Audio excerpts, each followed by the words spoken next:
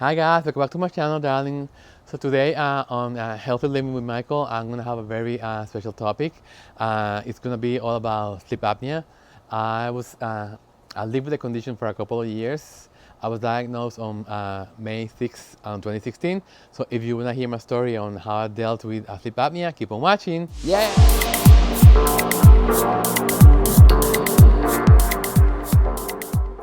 Okay, guys. So let me just have a seat, and I just wanna tell you a story about me dealing with sleep apnea. First, let me just bring this down a little bit. Okay, so back in 2016, as you know, if you watch some of my videos when I first started my channel, I told you that I was very overweight. My highest weight was around 227, 230.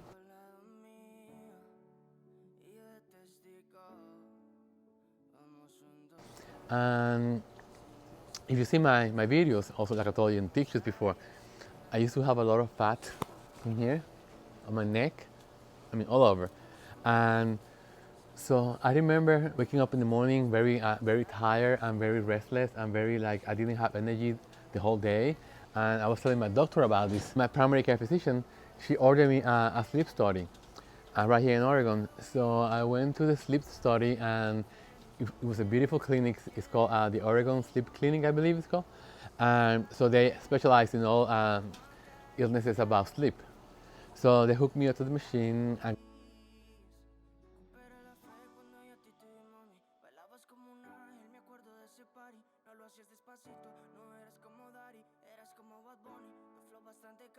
I'm gonna show you a few of the pictures that I took while I was being prepped for the test.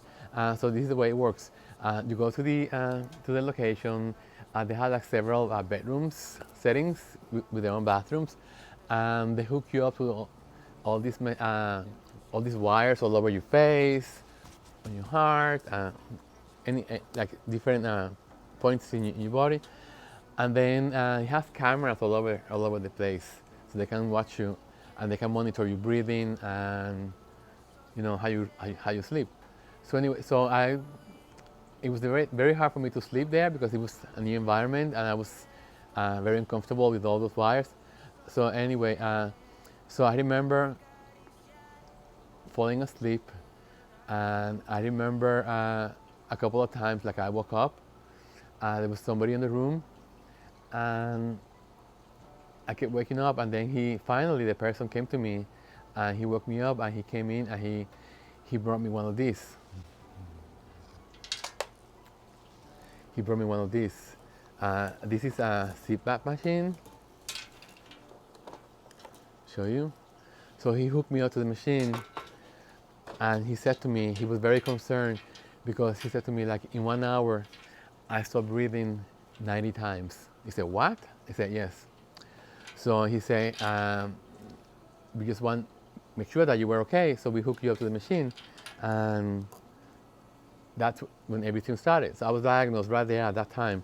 I went back to see my doctor. They sent me to a pulmonary specialist or sleep disorder specialist, and they wrote me a prescription for the machine. The insurance was supposed to cover it. So anyway, I ended up getting the machine not from the insurance. I ended up going to a website, cpap.com. I ended up getting the machine way much cheaper. And that's one of the things that I wanted to tell you guys, that you have to do your homework. It's very important that you check different places and to see what machine is best for you. So anyway, so I got the machine, and they hooked me up with the machine, and then they calibrated the machine because they had to tell you how much pressure you need. This is not something that you can do for yourself. They calibrate the machine themselves. This has like a computer chip in here. One of those mini discs that you put in the cameras. I can't take it out right now. Anyway, it goes in here, and they give you the program in there. So then you take the small disc, and then you put it in the machine in here, and then it calibrates the machine for you. So that's good. So let me just read to you a little bit about what sleep apnea is.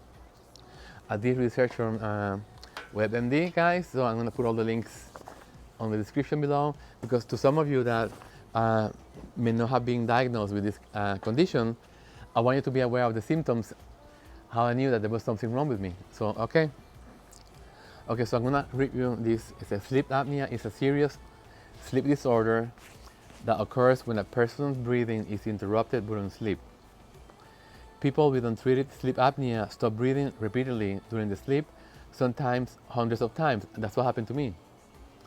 This means the brain and the rest of the body may not get enough oxygen.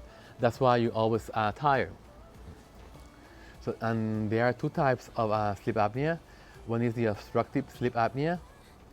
This is the more common of the two of them. It is caused by a blockage of the airway, usually when the soft tissue in the back of the throat collapses during the sleep. And then there's another sleep apnea. It's called central sleep apnea. And unlike the obstructive sleep apnea, the airway is not blocked, but the brain fails to signal the muscles to breathe due to instability in the respiratory control center. So this is more like a brain control. And then it says, am I at risk for sleep apnea? And these are the symptoms.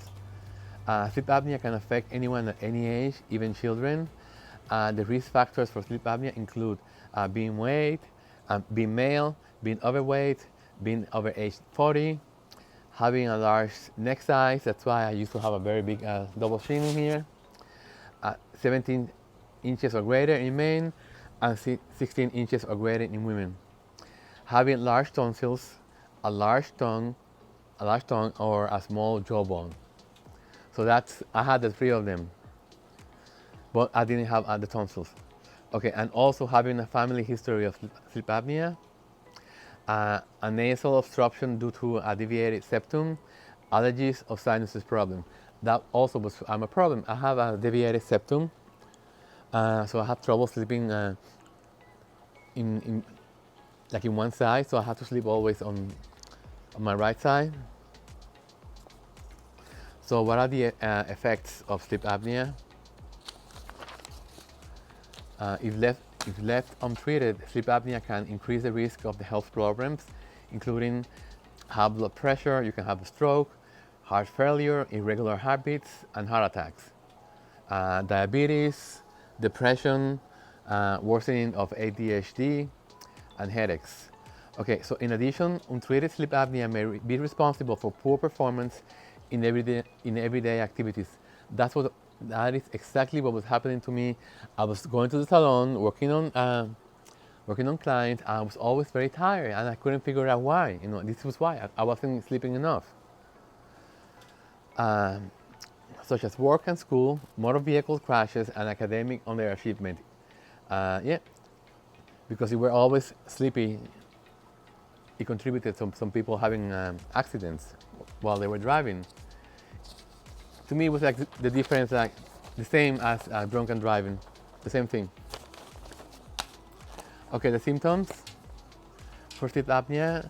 Common sleep apnea symptoms include waking up with a very sore or dry throat, which I have every morning, loud snoring, occasionally waking up with a choking or gasping for air sensation. I don't remember having that. Sleepiness or lack of energy during the day, all the time. Morning headaches, I don't remember having that. Restless sleep, yes. Forgetfulness, yes. Mood changes, yes. And recurrent awakenings or insomnia, yes. This was me, guys, and I just, it didn't occur to me to really look this up. It's okay. So sleep apnea test and diagnosis. Okay, like I told you, the test name is called a polysomnogram or sleep study. It's a multiple component test that electronically transmits and records specific physical activities while you sleep. The recordings are analyzed by a qualified sleep specialist to determine whether or not you have sleep apnea or other type of sleep disorder. Yeah. So it's the other test for sleep apnea is the EEG, which is the electroencephalogram, to measure and record the brain activity, the EMG electromyogram to record muscle activity such as face twitches, teeth grinding, and leg movements, and to determine the presence of REM stage sleep. During REM sleep, intense dreams often occurs as the brain undergoes heightened activity. The EOG electrooculogram records the eye movements. The movements are important in determining the different sleep stages, particularly REM stage sleep. Anyway, that's why they put all these electrodes, like they put it like around the eyes, around the face to detect the airflow, the snore microphone. So that's why they put a microphone on you to see how loud you're snoring. You know, the sleep apnea treatments are as follows. Sleep apnea is when you stop breathing while you sleep, okay? So treatments can include lifestyle changes such as losing weight or changing sleep positions, medical devices such as CPAP machines, or surgery. So how you treat sleep apnea at home? So this is what I did, guys. I was thinking maybe losing weight was going to help me, not having to use the machine anymore, but it didn't work for me. I lost all that weight. I kept having to use the machine. Do not use alcohol and sleeping pills. Alcohol, I just want to tell you a story about what happened to a friend of mine. Just told me a story about a mutual friend that used to be very very overweight. So it so happens that he went to sleep drunk on the rocking chair, and he never woke up. He stopped breathing, and he just died. That's why when you get drunk and you have sleep apnea, it's very dangerous. Stop smoking. Smoking is really bad. Smoking can increase swelling in your upper airway, which make both snoring and apnea worse. Okay, the best way to treat sleep apnea at home is with a CPAP machine. The machine is called continuous positive airway pressure. You wear a mask over your nose and or your mouth while you sleep. Okay, some people are able to wear like a nose mask. Because I have the deviated septum, I had to wear this kind of mask. Which, let me show you how I wore this. So this is the kind of mask. Let me just. It comes in different shapes. You just find the one that works for you the most. So this mask in here is made of silicone here, and very good, very hard plastic. So this mask you have to get like every 3 months because this wears out with the use. It breaks down with the oils from your skin, and after using it every night. Some people it will last 6 months. To me, I changed it like every 3 months, and this is a size medium. Like they measure you from the top of your nose to the top of to the chin here to get the right measurement. So this is the connector for the mask, and this is what goes into the rubber hose. And here there's some kind of valve. I don't know if you can see it. It's what lets air out and doesn't let the air in. Otherwise, you will suffocate. So you put the mask. There's a circle in here, and then you press the mask into the holder. The mask has like some holes in here. This is what lets the air out. So then you hook this up to the hose. I'm telling you, this was a whole production every night. Then this comes with this stuffing that you put on your head. You put this on your head like this. Okay. So, and then you start the machine. So you have to the machine. Then you just press the button here and then it goes up. So as you can see, look at this. Look at these lines in here. You see these lines in here? Look at the mark it's making. So every morning I had these marks on my face and on my forehead from these bands that secures the mask. Because you have to make sure that it was very tight on your face so it will not slide off your face. So every morning I had these beautiful marks, two here, and they didn't go away through the whole day. And that really like made me so depressed, having to look at myself in the mirror and just looking at these marks. That it reminded me that I had that condition. You know, it was very, very, very annoying. Very like, to me, I have to say, having those marks on my face was like having I don't know. To me, it was like having a tattoo. Okay, so let's see. So besides the CPAP machine, other treatments for sleep apnea, they have some oral appliances for sleep apnea. Some people have these dental devices. They are like retainers. But you have to go to a dentist, and he can need to go to a dentist with a special expertise in treating apnea, and that can design one of these items that you put on your mouth to change the way your jaw goes, to open up the airways. There's also a surgery for sleep apnea. You may need surgery if you have a medical condition that makes your throat too narrow. These conditions include enlarged tonsils. I don't have tonsils. A small lower jawline with an overbite, or deviated nasal septum, which is what I had. What I have. Okay. So they have the most common type of surgery for sleep apnea include the nasal surgery, that it fixes like deviated septum, and they open up your airways so you can sleep better. They have another surgery. It's called, I'm gonna link it below so you know. So this is for the palate. This takes out the soft tissue from the back of your throat and palate, making the airway wider and at the opening of your throat. So the back of the mouth, they take a little bit of the palate out to make it to open up. Then they have also surgery, mandibular surgery.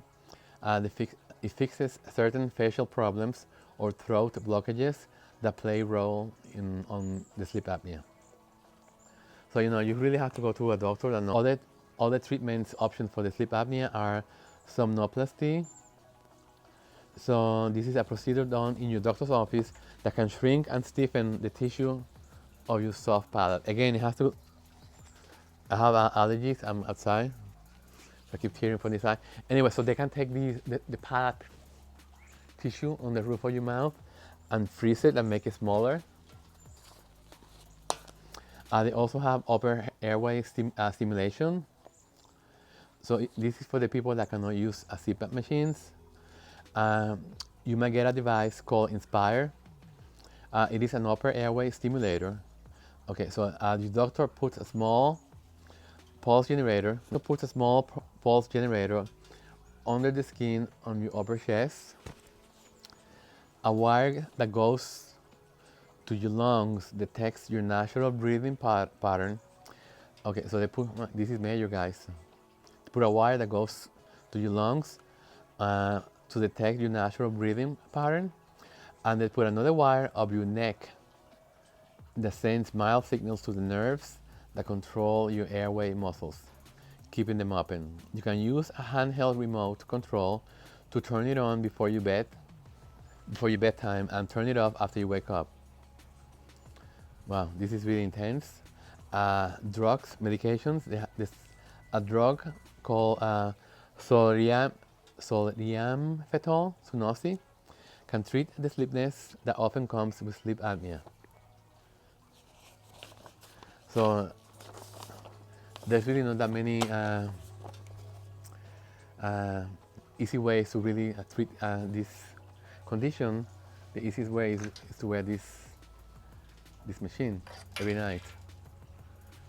I mean, to me, it was real help for me. So I'm gonna show you, tell you about at-home tips to ease sleep apnea. Your doctor can help you find a sleep apnea treatment that works best for you. But you also can do things at home to improve your symptoms. Some of them will even boost your health overall. Tip number 1, lose weight if you need to, of course. Tip number 2, limit alcohol and stop smoking. Tip number 3, eat healthy. Tip number 4, take charge of your allergies. Tip number 5, build a good sleep routine. So these 5 tips, to me, it's just what everyone should be doing anyway. You know, not only for to treat sleep apnea, it's overall for good health. You should follow these 5 tips. So again, you know, it's like everything, guys. It's like what happened to me when I got diagnosed with diabetes. Like I knew that I had to lose weight, you know, and I wasn't feeling well. I didn't have any energy, and I couldn't go up the steps. But you say, okay, one day I'll lose weight. One day I'll do this. One day I'll do that. One day I'll do this. But when it hits you hard, and the doctor tells you, well, you know what? There's no other way around. Either you do this or you die. That's when you wake up. Unfortunately, that's what happened to me. So that's why I changed all my eating habits. I started my journey to a healthy lifestyle. I dropped the weight. I started exercising, and I have to say that the only thing that I did that cured me from having to use this machine and cured me from sleep apnea was having my face surgeries. As you know, I had a facelift back in 2018. I had a facelift and I had a neck lift, and so all my the shape of my neck changed. It's like all this got rewired, you know. So I have different like structure in here. So by me having that, this is what I'm thinking, and this is my doctor said to me, like, it may be so, and that I got like kind of rewired, so that helped me like pushing all this up and taking all the fat.